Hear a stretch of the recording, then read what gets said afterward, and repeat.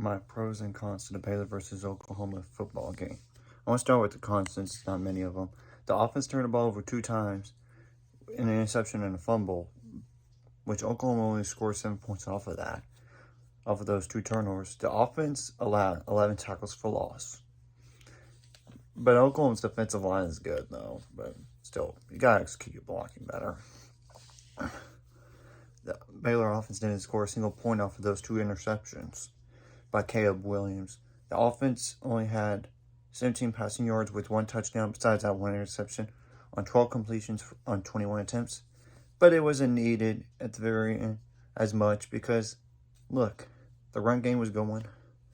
And not only that, you just didn't have enough time just to throw the ball down the field as much. 7 penalties for 55 yards. They got to clean that up.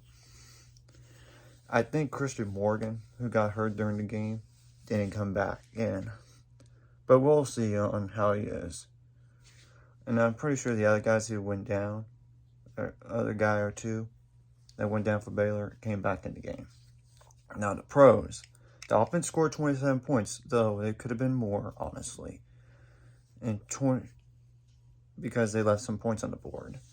24 first downs on offense. Gary Bohannon had a passing touchdown to Tyquan Thornton. The offensive line only allowed 1 sack, which is good.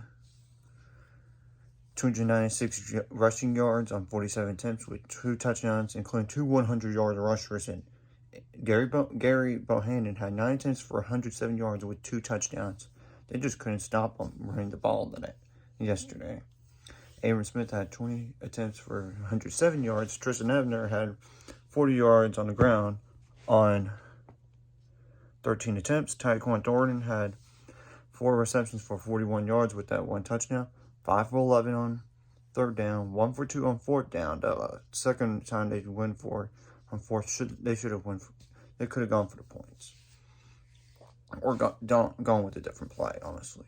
The defense was solid all game long. I mean, 270 yards, 260 yards overall given up. I mean, 182 passing and 78 yards rushing. The defense forced 2 interceptions, Kalen Barnes and Al Walcott, and even had Oklahoma bench both Caleb Williams. Then they put Spencer Rattler in the game. Then Spencer Rattler got benched too at the very end. The tackling was much better than last week, big time. That's for sure. And not as many massive plays over 30 yards. That last series, of course, and most of those yards came in that last series. But that was garbage time.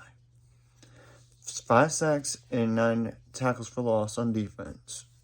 3rd down defense was great. I mean, Oklahoma was 2 for 9 on 3rd down. Only allowed 17 first downs, which is good. Made 2 out of 3 field goals by Isaiah Hankins, with the long was 32 yards. But the last one, by the way, was only necessary because of point differential tiebreaker eventually, if it came down to it. So, if you don't believe me, go to the Big 12 Sports website, and it clearly stated that. I mean, that is a real tiebreaker rule. And Dave Aranda said in his press conference, too, that they were talking about that all week long with the coaching staff. So, yeah. Isaac Power only had 1 punt, but for 35 yards. So, it could have been better, honestly. One-time possession by a lot. I mean, Baylor had 35 minutes, 19 seconds to Oklahoma's 24 minutes, 41 seconds. And Baylor is now back in the Big 12 title game race now. Though it would require winning out and having some help like Oklahoma lose again, or even Oklahoma State losing twice in the last 2 games. But I still don't see Oklahoma State losing twice in the last 2 games. So I think it's easier to say Oklahoma just needs to lose 1 more game. Anyways, if you like this content, hit the like and subscribe button, and I'll see you guys later.